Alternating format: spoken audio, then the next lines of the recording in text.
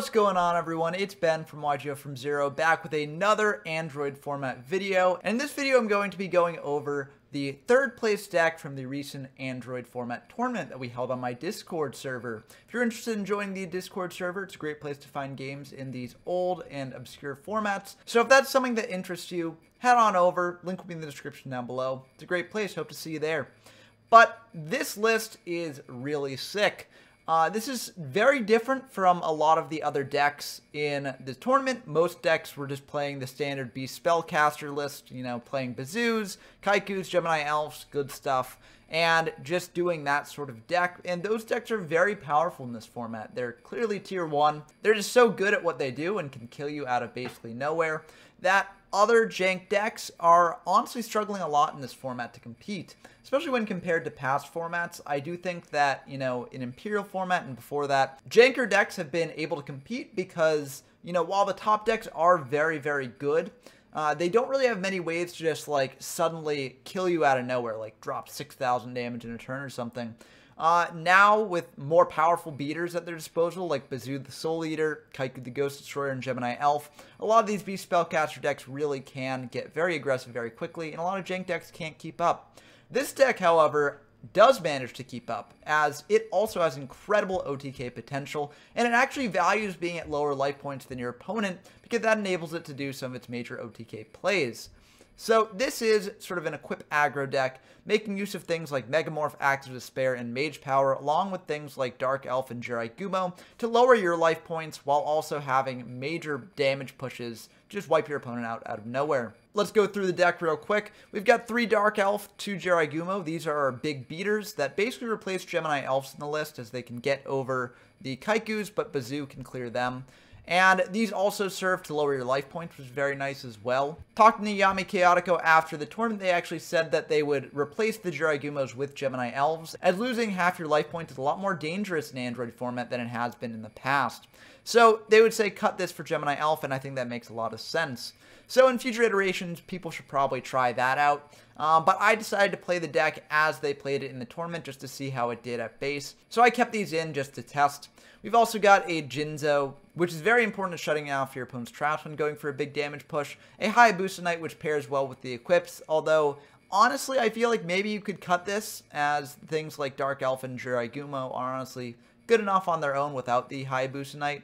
But this can be nice to search off Sangan, I guess, for an OTK push. We've also got Sangan and Witch, which can be searched off of Mystic Tomatoes, which are very good. And we've got Kaiku and Bazoo as well for some very powerful beaters. For the spells, we've got our equips, Axe of Despair, Megamorph, and Mage Power. These are all very good at buffing up your monsters. We've got 2 Giant Tornado and 2 Mystical Space Typhoon. The reason for this sort of spell and trap removal ratio is because if you've got your equips on field, you don't want a Heavy Storm, you want a Giant Tornado instead. I do think that in most cases you can probably play around this and just include Heavy Storms here instead. But I do see why they played Giant Tornado, and it's not a bad option here. We've also just got standard power spells like Change of Heart, Confiscation, Darkhold, Delinquent Duo, Monster Reborn, Pot of Greed, Raigeki, Snatch Steal. Oh, and also 1 copy of United Withstand is the last equipped. I'm not the biggest fan of United Withstand in these sorts of decks. I actually much prefer Act of Despair over this, as oftentimes you're not going to get 2 face-up monsters on the field to use with this. But it is a decent card, so I see why they included it here. We've also got a Call of the Haunted, Imperial Order, Mirror Force, Skull Lair, and 2 Solemn Judgments. As this deck is trying to be at lower life points than your opponent, these can be very useful. For the side deck, we've got a Penguin Knight against Empty Jar, 2 Noblemen of Crossout, and a Ceasefire against more flip-focused decks. We've got 2 Heavy Storm against more back row-focused decks, along with 2 Dust Tornadoes for that same reason. We've got 2 Soul Exchange for decks that want to recur things from the graveyard, a Forceful Sentry for if we know we're going first, 2 Solemn Wishes against Burn, and 2 Torrential Tributes against more aggressive decks. So I just copied this list exactly from Yami Chaotico's top 3 list, and let's see how it does. Okay, we've got a game against Dump Truck, who's a frequent guest to the channel. Always a pleasure to have them on. We are playing this Equip Aggro deck. Unclear what they're playing, but let's find out. We're going to win the Rock, Paper, Scissors, so we're going to go first here. And let's see how we do. This is a pretty good opener, honestly. We can just set the Mystic Tomato and then set a back row here. I think we might set Mystical Space Typhoon, as we don't really care as much about Mirror Forcing whatever they bring out here. So we might as well have the Mystical Space Typhoon as a bluff. And they're just going to set 2, pass back to us. We're just going to get aggressive here, summoning out Kaiku, attacking into their set. It's just a Sangan, so they'll be able to search out a Witch here, which is a bit unfortunate. Then we're going to pass back to them. Since they do have 2 sets, we could probably set the Mirror Force here, but they might just blind MST that, as it is the new set, so we don't necessarily want to play into that. They're going to flip up Jar of Greed, draw 1, and then they're going to summon out a Kaiku of their own. They're going to hit in to our Kaiku, and that'll be fine. We'll lose the Kaiku. They're going to set 2, pass back to us. And I feel pretty good about this. We could bring out Dark Elf to get even more aggressive here, but I don't feel like we need to play into Torrential or Mirror Force yet. And we've got Megamorph for later. So we're going to attack in with this Mystic Tomato. They're going to try and call the Haunted back the Kaiku. Luckily, we do have the Mystical Space Typhoon for that, so we'll be able to get in for 14. Now we'll set the Solemn and the Mirror Force from our hand and pass back to them. They're going to go for a Jar of Greed here and draw 1. And then they're going to fire a Snatch Steal on the Tomato. And honestly, you know, we could potentially Solemn Judgment this in case they do have a Jinzo coming. But if they have a Jinzo coming, we can Snatch Steal it ourselves, and it also drops us down lower than our opponent. So we'll let them take that. We can also always attack over the Mystic Tomato with something like Dark Elf and get out another monster. Unless they have a Cannon Soldier. We could potentially Solemn the Cannon Soldier here, just to get a big play next turn. Summon out Dark Elf, equip with Megamorph, attack into the Tomato, get some more damage in. But I don't think that's actually lethal damage. So we are not going to do that. In fact, after we calculate it out, they're going to pay 5. Or no, we lose 5 from the Cannon Soldier. We draw Imperial Order, which is very good. They're going to go for a Skull Lair here, which is annoying, but, you know, we can play around it. They've only got enough for getting rid of 1 level 4 monster. So we're just going to play into that, summon out Dark Elf, pay 1,000. They are going to Skull Lair here and pop the Dark Elf. Luckily, main phase 2, we could potentially Snatch Steal their Cannon Soldier. Looks like we're not actually going to do that, though, because we've got Mirror Force to potentially sort of destroy their Cannon Soldier. So I guess we're just trying to get for a good Mirror Force play here. Because we don't necessarily want to just use the Snatch Steal and then cause them to lose 500. We want to get more value off that. They're going to attack in with the Cannon Soldier. We'll take that 14. And then they're going to tribute off the Cannon Soldier to get another monster engraved to go up to 4. We draw Mage Power, which is not going to be very useful here. So we're just going to pass back to them. It's a bit worrying. They're going to flip up a Witch. We could potentially Solemn Judgment this to prevent them from getting a search, but I don't really think that's necessary. They'll attack in with the Witch. We'll take 1,100 here. And then they're going to go for a Forceful Sentry. We've got the Imperial Order, luckily, so we'll be able to stop that. We draw Call of the Haunted, which is actually very good here. We'll pay for the Order, just because we don't really want to activate our spells yet, and we can always let it lapse when we go for a big damage turn here. They're going to try attacking in with the Witch. We are indeed going to Call of the Haunted here, and we're going to bring back the Kaiku. They can't use like Mystical Space Typhoon or something on this, so I feel pretty good about doing that. They're going to set 1, pass back to us, and we got to think about whether to pay for the Order again. We actually are going to pay for it yet again, as I do feel pretty confident in the board we've got set up. We've also got a Solemn and a Mirror Force to deal with whatever they do, so I feel pretty good about this. We're going to bring out a Mystic Tomato and start attacking in. We attack into the Witch with the Kaiku first, just to banish 2 from their grave. They will get a search here, and they're going to grab a Gemini Elf to clear the Kaiku, but we've got Mirror Force to deal with that. So we'll then hit in to their set with the Mystic Tomato. It's another Mystic Tomato, and they'll pass back to us. I feel very good about this. They're going to bring out a Gemini Elf and switch the Mystic Tomato to a defense. Unfortunate, we would have liked to get double Mirror Force here, but 1 Mirror Force is good enough. We draw a Kaiku, which I think actually might be the end of the game. Because with Kaiku on our field, we can actually prevent them from Skull Lairing any of our monsters. We've got Solemn for whatever their back row is. So unless they've got Karibo, I think we can just go all out with our equips and just win the game here. So we're going to Snatch Steal their Mystic Tomato, equip a Megamorph to our Kaiku, equip a Mage Power to our Tomato, and that will be more than enough damage to finish them off. Going to siding, we know we're going second here, so I think we do side out the Hand Rips, Force, and Noblemen's of Crossout. They also set a lot of monsters that first game, so it might be more in their style to just set a bunch of cards. So I figured the Noblemen should come up. We draw Jiraiya, which isn't the best in the opener. They're going to summon out a Gemini Elf, set 2, and pass. And we are going to draw a Witch of the Black Forest. We're just going to set the Witch. That's a great set here, as we can't clear the Gemini Elf with the Bazoo, so we're just going to set the Witch and set 2 here. We could have summoned out the Jiraiya to clear the Gemini Elf, but I really think that would be a bad move, as you know, we could pay half our life points from that, and we're not really too desperate to clear the Elf. We've got the Witch to search out like a Dark Elf next turn, so we can use it for that. But they're going to Dust Tornado one of our back row in the end phase. They hit the MST, so we're going to hit their other back row here to Jar of Greed, so they'll draw one. We'll pass back to them. They're going to go for Heavy Storm, so they're able to clear a back row either way. They're going to summon out a Kaiku, and they'll be able to get Banishing here, which is very unfortunate because we were planning on bringing out Bazoo this turn to stop their Gemini Elf.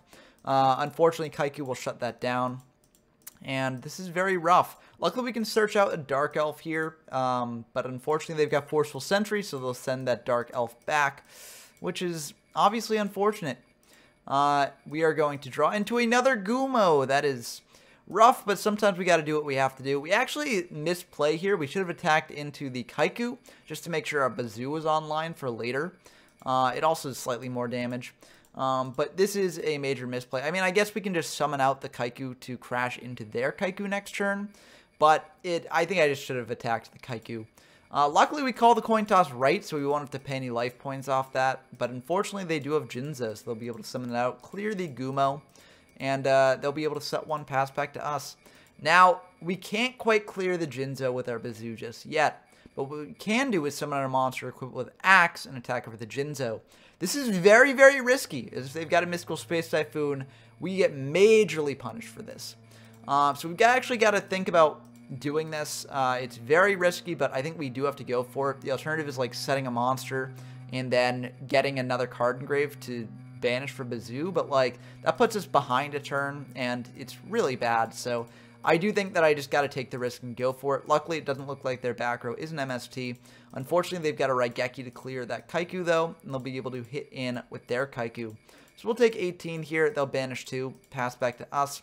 We draw Mystical Space Typhoon, which we are just going to fire because we need to clear that Kaiku now. We're going to summon out this Jirai Gumo and attack into the Kaiku. We unfortunately call the coin toss wrong this time, so this means that we will be losing half our life points here. But if they don't draw anything that can deal with this, then we've got them on a pretty good clock. We draw a Giant Trunade, and I think we actually do want to fire that, just in case they've got like a Mirror Force or something. We really want to, you know, put on the pressure here. So we banish 3 for the Bazoo and attack in for a lot of damage. We do call the coin toss right here, which is pretty good. We won't lose half of our life points again. But honestly, if they've got any way to deal with this board, we probably lose either way. So we're just hoping that they don't draw anything good here and that we are able to just win the game. They unfortunately have a Change of Heart here, so they'll use that on the Bazoo to clear the Jirai Gumo. But I think I should just have game on board here if that back row isn't anything good. We draw a Snatch Steal, which isn't the best here, but we'll just banish 2 off the Bazoo, and that will get us up to 2200, which is all we need to win the game. It looks like that does indeed win the game. It looks like their back row is just a Mystical Space Typhoon. So I feel pretty good about how that game went. We were in a very dangerous position here in Game 2, and I see why you know, Yami mentioned that they'd probably bring in Gemini Elves instead of Gumos, so this is an incredibly risky card. And realistically, the game would have gone a lot better, I think, if we had the Elves instead of the Gumos.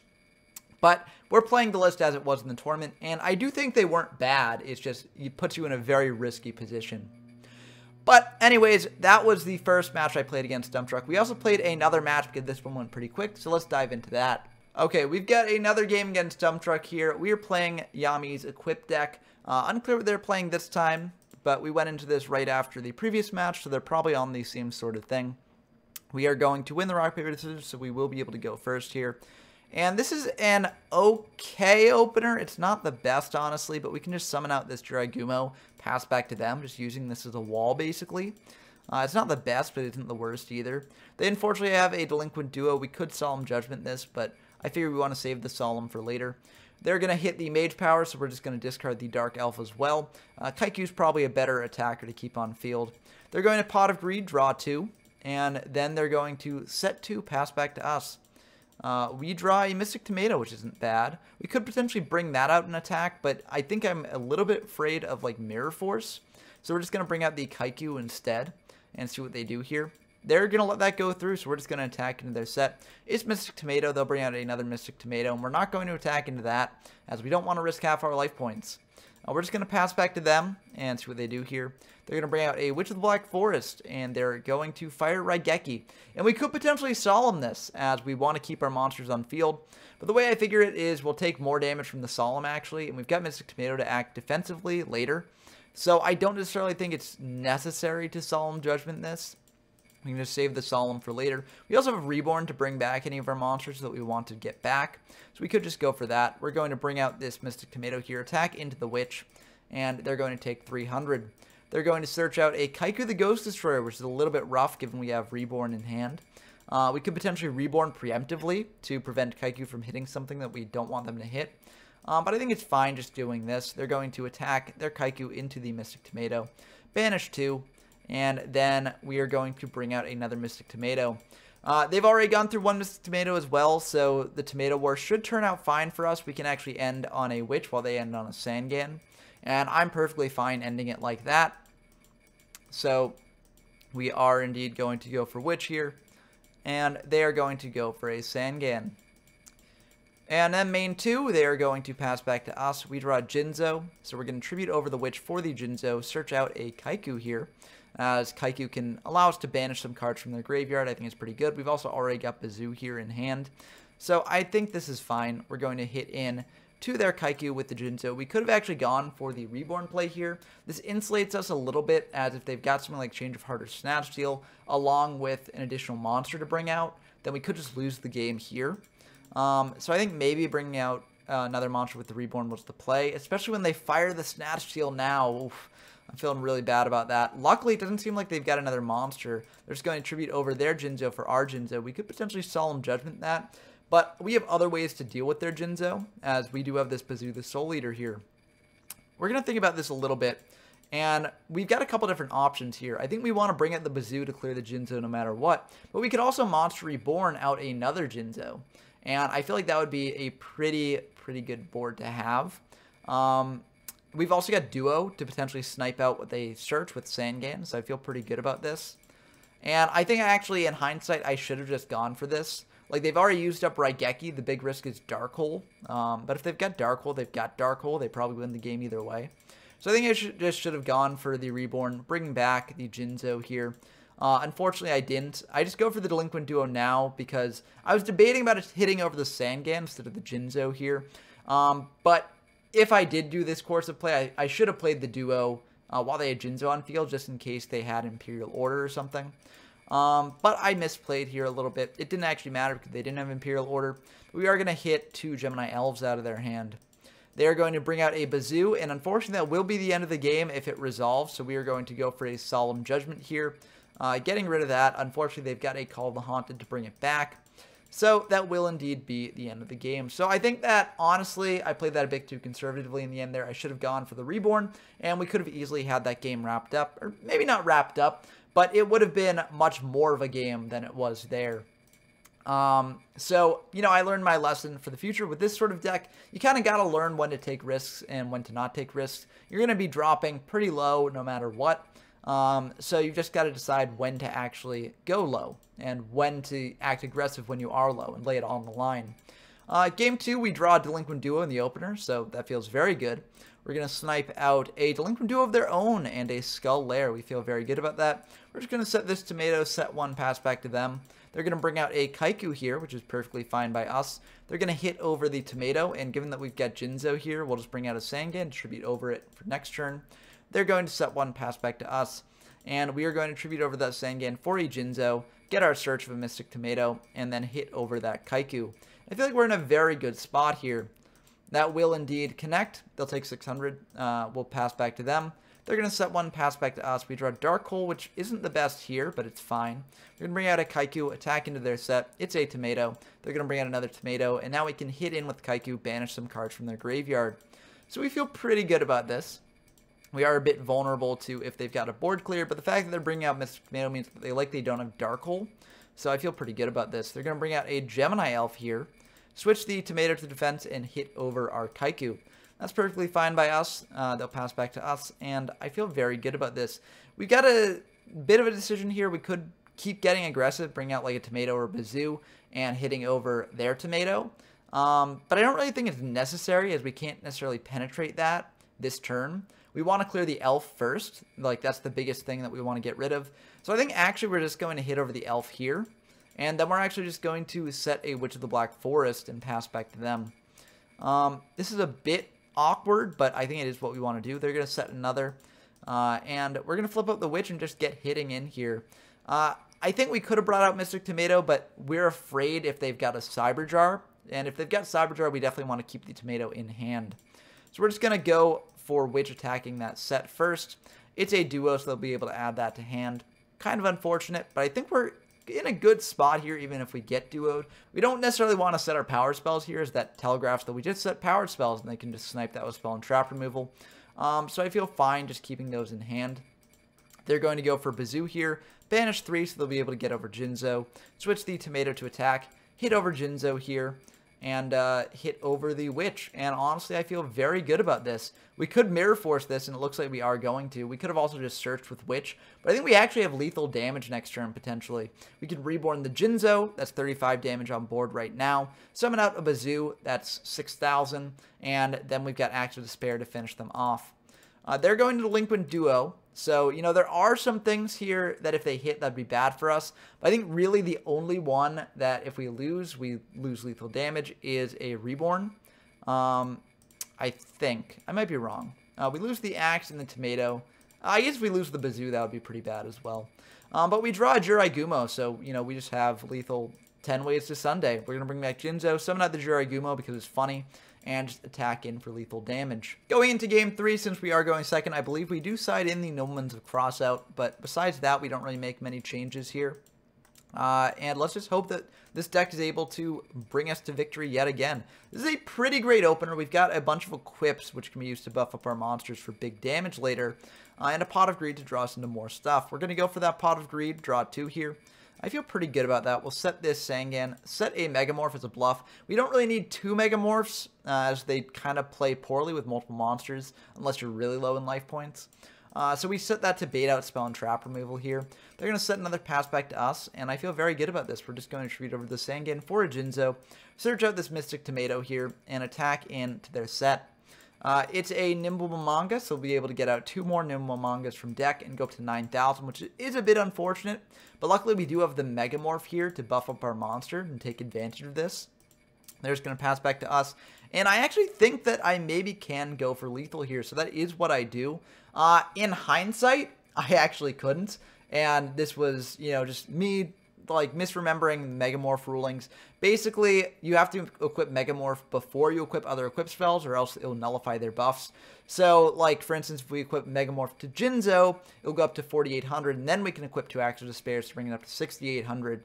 But we can't, like, equip 2 Axes of Despairs to Jinzo to bring it up to 4,400, and then Megamorph it up to 8,800. It doesn't quite work that way.